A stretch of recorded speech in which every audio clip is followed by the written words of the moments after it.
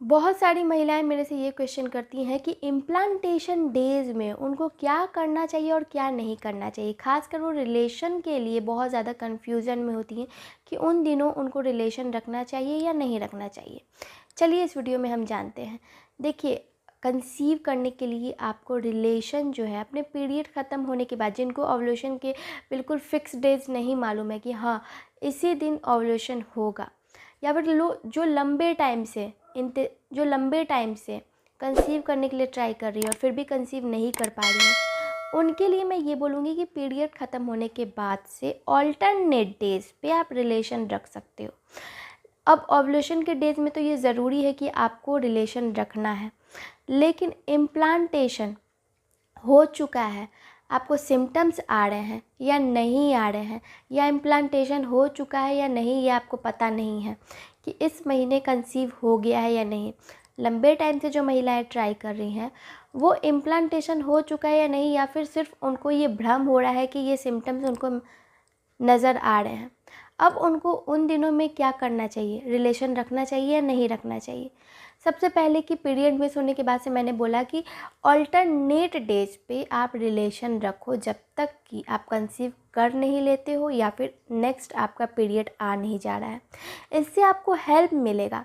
आपको पता भी नहीं है कि आपको ओव्यूलेशन कब हो रहा है, फिर भी अगर आप ऑल्टरनेट डेज पे रिलेशन रखते हो तो आपको हेल्प मिलेगा और किसी भी एक दिन आप कंसीव कर लेते हो।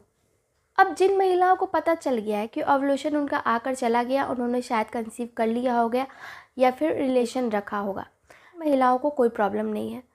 अब अगर आपका इम्प्लांटेशन इन दिनों में हो गया है फिर भी आप रिलेशन रख सकते हो कि नहीं, तो रिलेशन रख सकते हो, उसमें कोई प्रॉब्लम नहीं है, कोई हानि नहीं है।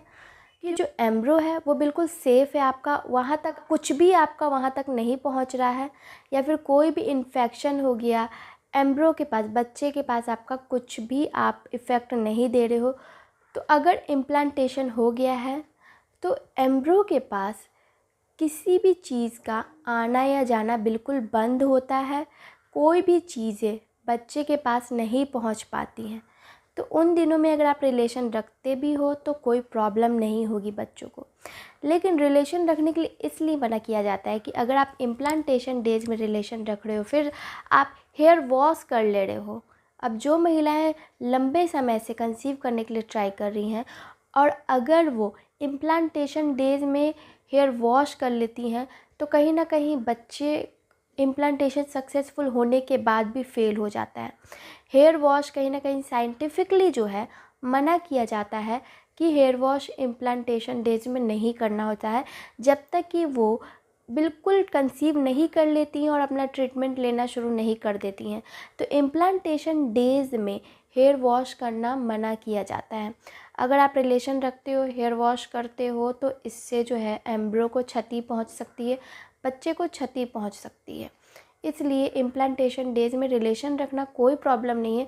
एक्चुअली जब आप ट्राई कर रहे हो कंसीव करने के लिए तो आप हर अल्टरनेट डेज पर रिलेशन रख सकते हो, इम्प्लांटेशन डेज में भी रख सकते हो, लेकिन आपको हेयर वॉश नहीं करना है। अब आपको इम्प्लांटेशन डेज में वो सारे काम नहीं करने हैं, वो या फिर योगा एक्सरसाइजेज नहीं करने हैं जो कि आपके बॉडी को जर्क प्रदान करता हो, आपके बॉडी को बिल्कुल हिला देता हो, आपके बॉडी में ज़्यादा परिश्रम लगता हो उसका। बहुत लंबी लंबी सीढ़ियाँ नहीं चढ़नी है। अगर कोई काम नहीं है तो ज़्यादा आप एक्सरसाइजेज वगैरह नहीं करें।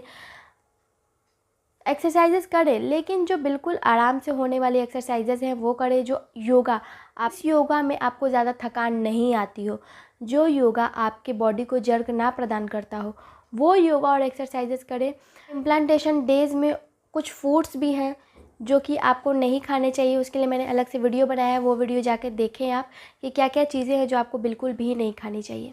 आई होप कि आपको ये वीडियो पसंद आया हो। वीडियो पसंद आया तो वीडियो को लाइक, चैनल को सब्सक्राइब और कमेंट करते जाएं। धन्यवाद।